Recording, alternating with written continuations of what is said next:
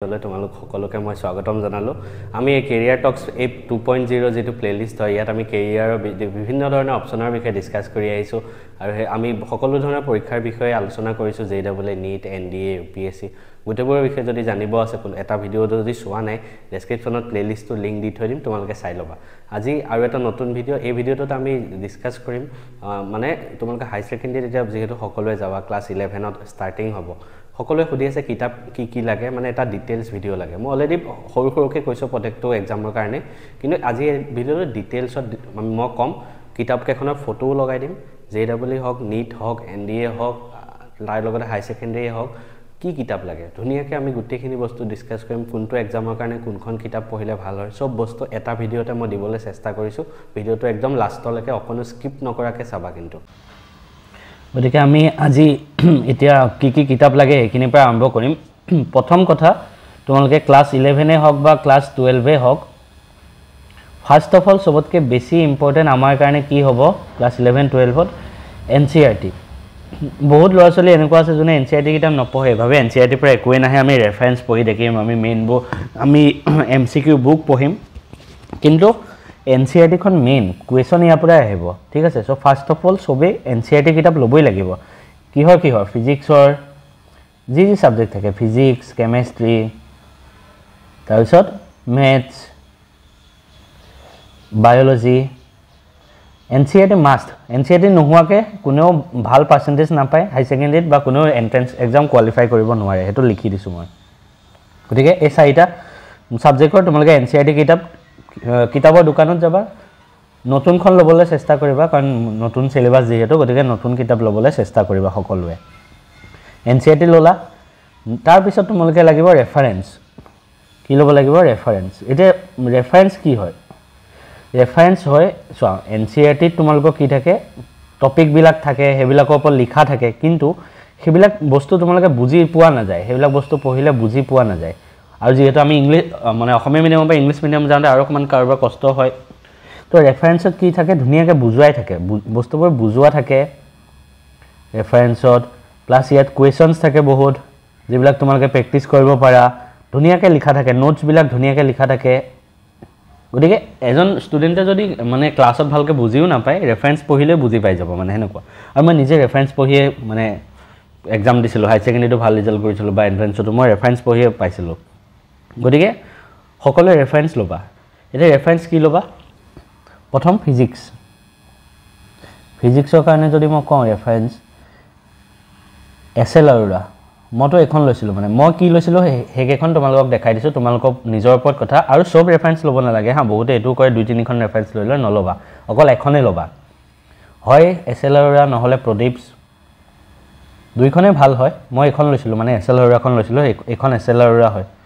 তো এই দুখনৰ ভিতৰত যিকোনো এখন লবা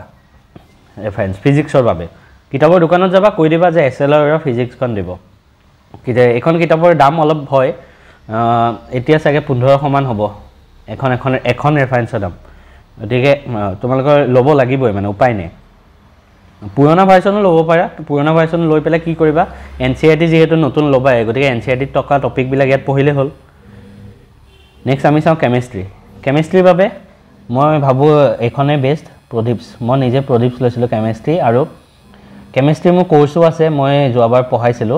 তো কেমিষ্ট্ৰি কোৰ্সটো মই প্ৰদীপছ ইউজ কৰি পঢ়াইছো গতিকে সকলোৱে এই ৰেফাৰেন্সখন লবা কেমিষ্ট্ৰি প্ৰদীপছ ঠিক আছে এখন প্ৰদীপছ মই ফটো লগাই দিছো আৰু দোকানত গৈ কলেই হ'ল বা অনলাইনও পাই যাবা তোমালোকে এই নামটো মাৰি দিলে প্ৰদীপছ নিউ কোৰ্স কেমিষ্ট্ৰি এনেকে তাৰপিছত মেথছৰ ক্ষেত্ৰত দুটা কথা আহি পৰে বহুত ষ্টুডেন্ট এনেকুৱা থাকে যোনে নীটত বেছিকে ফোকাস কৰে হা নীটত ফোকাস কৰে জেডব্লিউ বা এইবোৰ এন্ট্ৰেন্স এক্সাম দিয়া ইমান মতলব নাই হিহঁতৰ অকল নীটটো বা ডক্টৰ হোৱাৰ মন কিন্তু মেথছটো তোমালোকে পঢ়িবই লাগিব ভালদৰে বোৰ্ড এক্সামত ভাল নম্বৰ পাবই লাগিব গতিকে কোনোবা যদি ষ্টুডেন্ট অকল নীটত ফোকাস কৰে মেথছৰ বেলেগ এক্সাম দিয়া দৰকাৰ নাই কাৰণ নীটত মেথছ নাহে ঠিক আছে তেতিয়া তোমালোকে অকল এনসিইআৰটি পঢ়িলে হ'ল হা মেথছৰ এনসিইআৰটি খনে এনাফ কিন্তু মই ভাবো এনসিইআৰটি খন ভাল বোৰ্ড এক্সামৰ বাবে বোৰ্ড এক্সামৰ কথা কৈ আছো কিন্তু কিছু বহুত ষ্টুডেন্ট এনেকুৱা থাকে যোনে জেডব্লিউ দিব বিচাৰে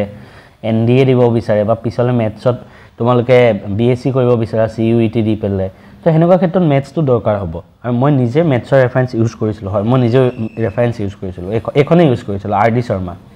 ঠিক আছে RD শৰ্মা কিতাপৰ দোকানত গৈ ক'লেই হ'ল RD শৰ্মা মেথছৰ ৰেফাৰেন্সখন দিয়ক ইয়াতো মেথছৰ অলপ বেছিকে অংক পাবা বা বেছি টাফ অংক পাবা সহজ পাবা ভালকে বুজাই থাকিব বস্তুবোৰ গতিকে ৰেফাৰেন্স এখন ল'বা বায়োলজিৰ ৰেফাৰেন্সৰ কথা মই ইমান ভালদৰে নাজানো মোৰ যেহেতু নাছিলে মই যিমান শুনিছো বায়োলজিৰ কাৰণে NCERT বোলে এনাফ হয় NCERT ভালদৰে পঢ়িলে বায়োলজি হৈ যায় আৰু বেলেগ পঢ়িব নালাগে গতিকে এই তিনিখন তোমালোকে ল'বই লাগিব উপায় নাই মানে দাম অলপ বেছি হয় কিন্তু ল'বই লাগিব ইয়াৰ পিছত এখিনি হল অপচনেল এখিনি তোমালোকে লোৱা নোলোৱা তোমালোকৰ ওপৰত ডিপেন্ড কৰিব ফাৰ্স্ট কথা বহুতে মোক সুধি থাকে JEE এক্সাম দিম আমি কি ল'ম বহুতে সুধি থাকে নীট এক্সাম দিম আমি কি ল'ম চোৱা বহুতে সুধি থাকে NDA দিম আমি কি ল'ম তোমালোকে যিয়ে এন্ট্ৰেন্স এক্সাম নিদিয়া ওপৰত যিমানখিনি কলো মানে NCERT প্লাস ৰেফাৰেন্স এইকেইখন তোমালোকে মাষ্ট ল'বই লাগিব এইকেইখন তোমালোকে ল'ব লাগিবই নহলে তোমালোকে একো বুজি নাপাবা হাই সেকেন্ডাৰীত বা একো ভাল নম্বৰ নাপাবা পৰীক্ষাত তাৰ উপৰি তোমালোকে যেতিয়া এন্ট্ৰেন্স এক্সামৰ কাৰণে পঢ়িবা পাৰ্টিকুলাৰ এটা এন্ট্ৰেন্স এক্সাম যেনেকৈ JEE নীট NDA বাবে মই দি থোৱা আছে ধুনিয়াকে কি কিতাপ লাগে NDA তোমালোকে কেৰিয়াৰ টক্সৰ ভিডিঅ'টোত চাবা JEE বাবে কি লাগে নো JEE বাবে তোমালোকে এইখন ল'ব পাৰা MTG হয় কিতাপখন ভাল হয় মানে প্ৰিভিয়াস ইয়াৰ কোৱেশ্চন বিলাক থাকে ইয়াত চেপ্টাৰ ওয়াইজ থাকে প্ৰত্যেকটো কেমিষ্ট্ৰি ফিজিক্স মেথছ সবৰ চেপ্টাৰ ওয়াইজ টপিক ওয়াইজ ধুনিয়াকে থাকে তো তোমালোকে এটা টপিক পঢ়িবা এটা টপিক পঢ়ি ইয়াৰ পৰা সেই টপিকটোৰ MCQ সলভ কৰিব পাৰা আগতে আহা কোৱেশ্চন বিলাক থাকে আৰু হেনেকুৱা টাইপৰ প্ৰশ্ন আহে JEE মেইনছ আৰু এডভান্সড গতিকে এইকেইখন কিতাপ ল'ব পাৰা মই অলপ জুম কৰি তোমালোকক দেখাই দিছো এখন ফিজিক্স এখন কেমিষ্ট্ৰি এখন মেথছ ঠিক আছে মই স্ক্ৰিনশ্বট লৈ ল'ব পাৰা নহলে মই নিজে ইউজ কৰিছিলো মানে এটো কাৰণে কৈ আছো ঠিক তেনেকৈ নিটৰ বাবে যদি মই কওঁ NCERT ফিংগাৰ টিপছ বুলি ইয়াতো MCQ থাকে নিটৰ লেভেলৰ কোৱেশ্চন থাকে তো তোমালোকে এইকেইখন চাব পাৰা ফিজিক্স কেমিষ্ট্ৰি আৰু বায়োলজি মই কিতাপকেইখন জুম কৰি দেখাই দিছো NCERT finger tips physics chemistry তাৰপিছত বায়োলজি এইকেইখন কিতাপ চাব পাৰা সো এইখিনিয়ে হল তোমালোকৰ হাই সেকেন্ডাৰী বা এন্ট্ৰেন্স এক্সামৰ কাৰণে কেনেকুৱা ধৰণৰ কিতাপ লাগে চেষ্টা কৰিলো আৰু কাৰোবাৰ কিবা আৰু যদি ডাউট থাকে কমেন্টত কবা মই তোমালোকৰ ডাউট বিলাক ক্লিয়াৰ কৰি দিম